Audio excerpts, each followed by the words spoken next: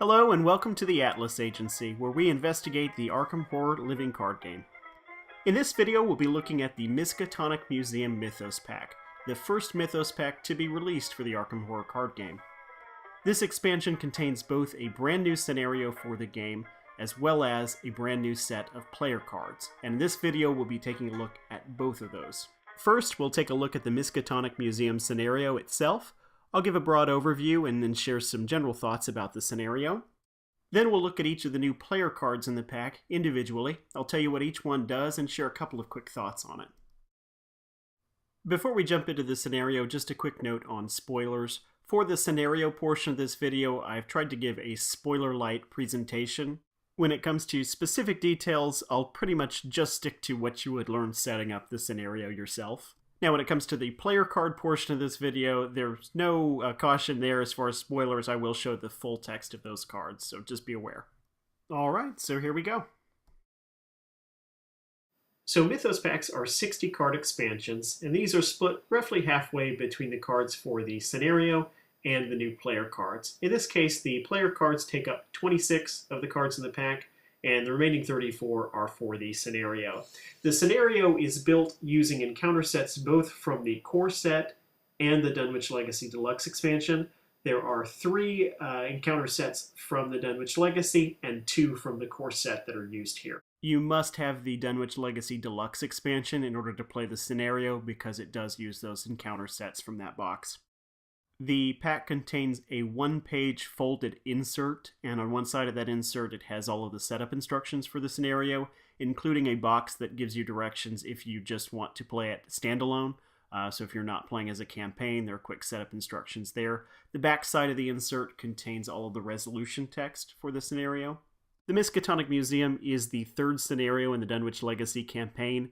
The Deluxe Dunwich Legacy box contained the first 2 scenarios. There will be 5 more Mythos packs, so in total it will be an 8 scenario campaign. Okay, so that's sort of the structure of the Mythos Pack product. Let's talk about the scenario specifically.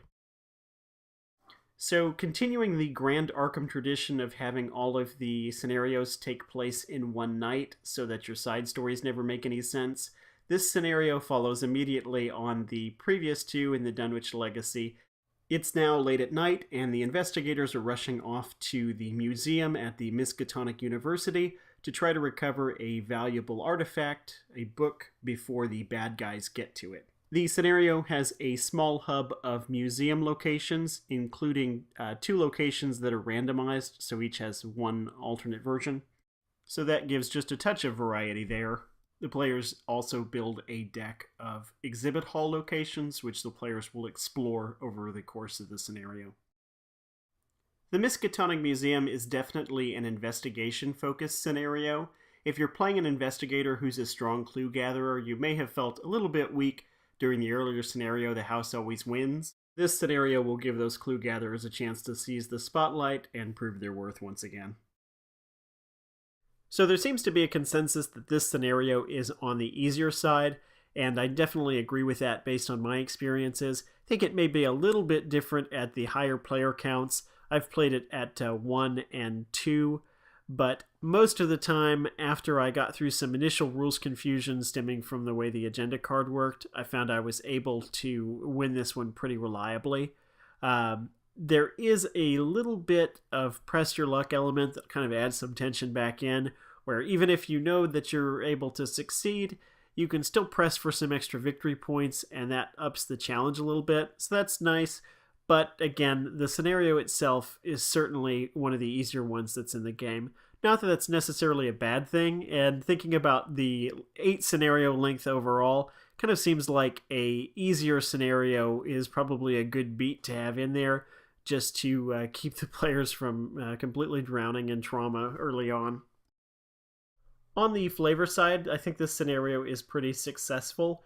It is set in the Miskatonic Museum, which is the setting for the Elder Sign dice game, or at least the original setting for the base game.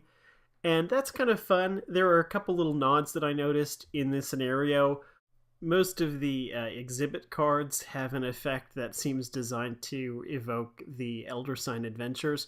Won't spoil it, but I think it is pretty clear. Maybe less clear is the use of the Bad Luck Encounter set, which has the little die as its icon. I took that as an Elder Sign reference as well, and certainly reminds me of the way I feel when I play that game. I think the setting of the closed after-hours museum is conveyed pretty well by the way the scenario goes. The Dunwich Legacy Deluxe expansion set a pretty high mark, I feel like, for the immersive story elements that were in there. There were a lot of little mechanical touches in those scenarios that really furthered the story. And this scenario, too, has a couple little mechanical touches that add to the immersive storytelling side of it. So overall, I think this expansion is fairly successful in the theme department. So overall, I thought this was a good scenario, and it feels like the game is on a pretty strong footing as it moves into this first expansion cycle. As I said, it is on the easier side. I am kind of thinking that once the full campaign is released, then that change of pace, having an easier scenario in the middle there, is going to play nicely. Just sort of speculation on my part. We will see how it plays out as the campaign unfolds over the next few months. Okay, so that's the Miskatonic Museum scenario. We'll switch gears now and take a look at the player cards. There are 26 player cards in the pack. That's 2 copies each of 13 unique cards. There are 2 level 0 neutral cards. Each faction gets a level 0 card and a higher level card, and then the survivors get 1 extra level 1 card, so they have 3 cards total. I'm going to take a look at each of the cards individually and just share some quick thoughts on each of them. First up, let's take a look at the 2 neutral cards. They are mirror images of each other, so we'll look at them together. They are Painkillers and Smoking Pipe.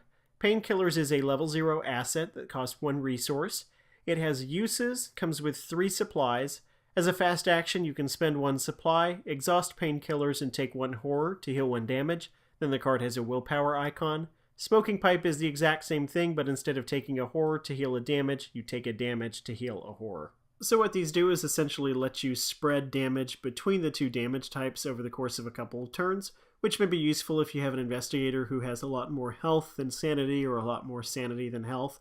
It's not the most exciting effect in the game, but I am glad they included both of these and I like them. It feels like something that a lot of investigators will be able to make use of, which is a good space for an early neutral card to occupy. Lots of decks will be able to reasonably include these cards and expect to get something out of them. Next, let's look at the Guardian class. Their level 0 card is Emergency Aid. This is an event that costs 2 resources. Choose an investigator to your location. Heal 2 damage from that investigator or from an ally asset he or she controls. And then it has an intellect icon and an agility icon. This is actually the first card in the game that lets you heal damage from an ally asset. And that's nice, especially for the Guardians who have some allies like Beat Cop, who can use their health as a basically fuel for a special ability. This lets you refresh them and get some extra mileage out of them. So I think this is neat, and I do plan on using this myself. Second Guardian card is Brother Xavier. This is an ally asset that costs 5 resources. He's level 1. He occupies an ally slot. You get +1 willpower.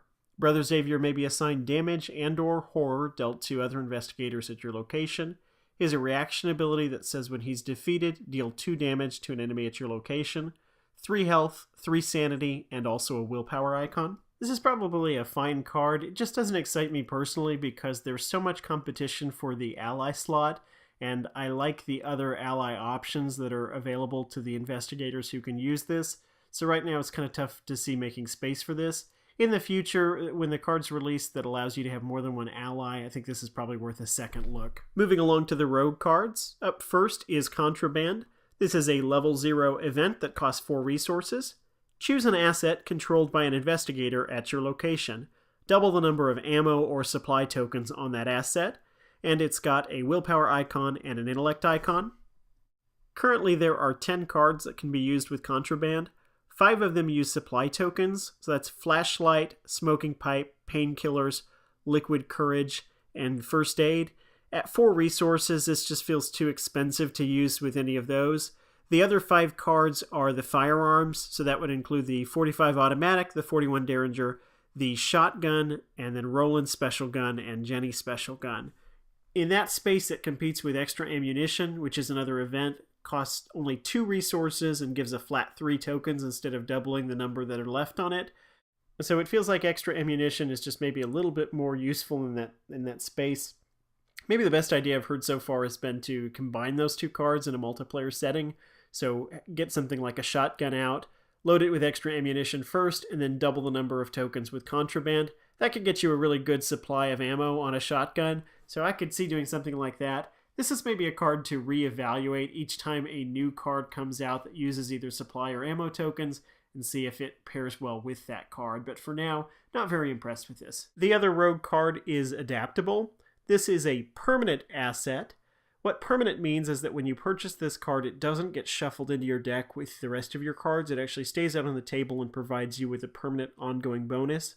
In this case, it's a bonus that doesn't even apply during games, it applies between games. So the text says, in between each game of a campaign, you may swap up to 2 level 0 cards out of your deck in exchange for an equal number of level 0 cards. You must still follow all deck building rules for your investigator. The card itself is level 1, so it costs 1 experience to buy.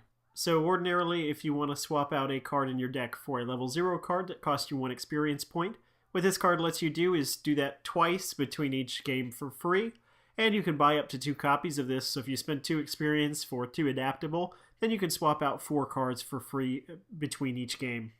I am not the kind of person who ordinarily likes to swap out level 0 cards between games. I prefer to spend experience points to buy brand new cards, just the way I personally enjoy the game the most.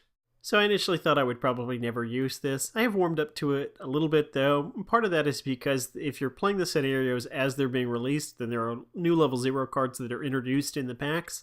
And so you may have cards that didn't exist at the time you built your initial deck, but that are good enough that you want to go back and include them. This lets you do that without really being penalized, so that's kind of nice. Overall, though, your mileage on this card is probably going to come down to how much you like swapping out level 0 cards to tailor a deck to a specific scenario. Our first Mystic card is Delve Too Deep. This is a level 0 event that costs 1 resource. In player order, each investigator draws 1 card from the top of the encounter deck, then add Delve Too Deep to the victory display. So you were essentially drawing an extra encounter card, which is a bad thing, but the card has Victory 1 down at the bottom, which means that after you do this, it goes to the victory display, and you get 1 experience point after the game, or rather everyone at the table gets 1 experience point after the game to spend to upgrade their deck for the next scenario. I'm so glad that they included this card early. This is a beautiful card that's just uniquely Arkham. Could not exist in any other game, really. It's also the perfect representation of the flavor of the Mystic class. I feel like if you like this card, and most people playing this game I hope do, then this is one that pretty much just automatically goes in any Mystic deck that you build from here on out. One thing that I found playing it so far is that it is somewhat easy to find a window where you can play this card without doing too much damage to yourself.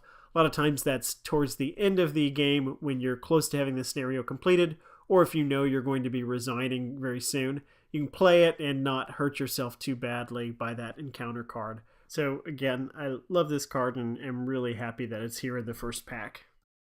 The second Mystic card is Song of the Dead. This is a level 2 asset that costs 2 resources. It's a spell and it occupies an arcane slot. Comes with uses and has 5 charges. As an action, you can spend 1 charge to fight.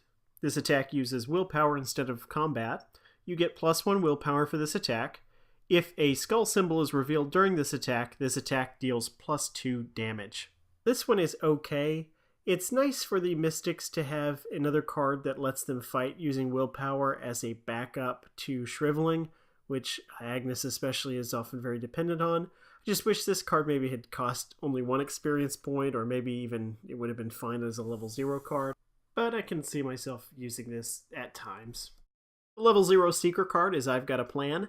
This is an event that costs 3 resources.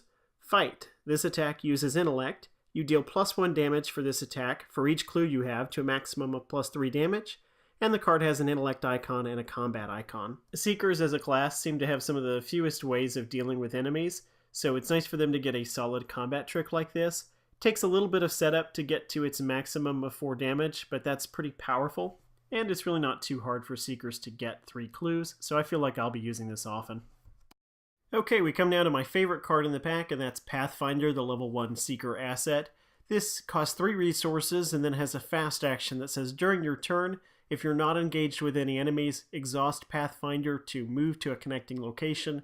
then the card has an agility icon. So I'm a big fan of cards that give you extra actions, and this is a great source of them. If you get this down early, you can use this for a lot of free movements over the course of the game.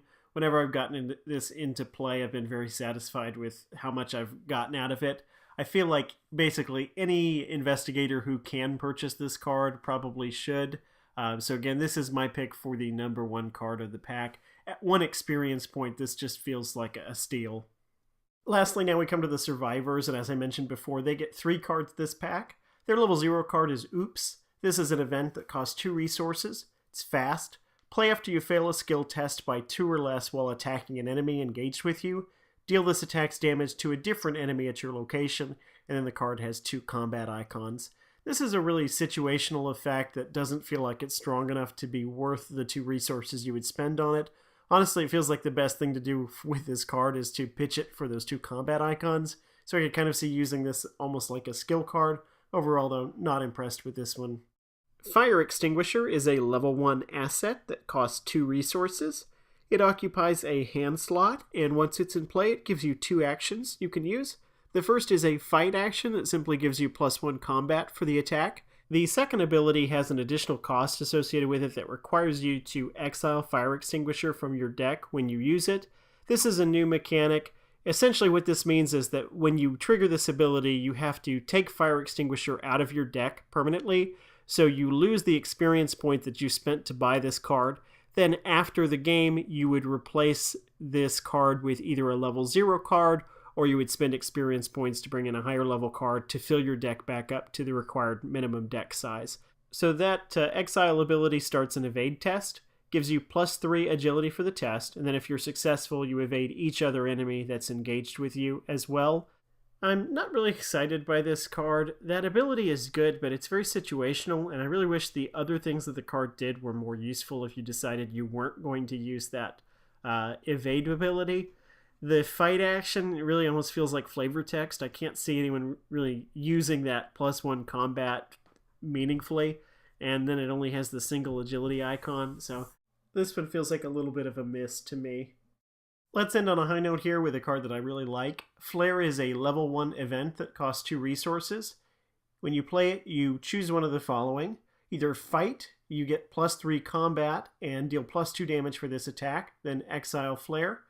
Or search the top 9 cards of any investigator's deck for an ally asset and put it into play under your control, then exile Flare and shuffle the search deck, and then it has a wild icon. So this is a multi-purpose card where both of the possible uses are good. The first action, the fight action, is somewhat of a standard effect, but still one that you're going to find useful. The second action lets you get a little bit creative because it actually lets you pull an ally from any investigator's deck, not just your own. So by coordinating with a teammate, you could potentially get yourself an out-of-faction ally that you wouldn't ordinarily have access to. Even if you're not doing something like that, just being able to search your own deck to pull out an ally that's important to your strategy is good. Or if you've picked up some story assets along the way, those are often allies. This would let you search your deck for one of those and get it into play if you really needed it. So I really enjoy this card. This one once again has that exile effect as a drawback. The nice thing about this card, though, is that it's got that wild icon, so if you decide you don't want to use one of the 2 big effects, you still have a way to use the card during the current scenario, and then you can save it for another day.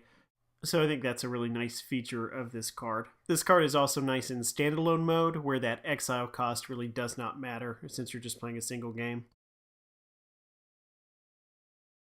So there you have it. That's the Miskatonic Museum, pack #1 in the Dunwich Legacy cycle. Thanks for watching, and our next video we should be taking a look at the Essex County Express. That's Mythos Pack #2. Thanks again.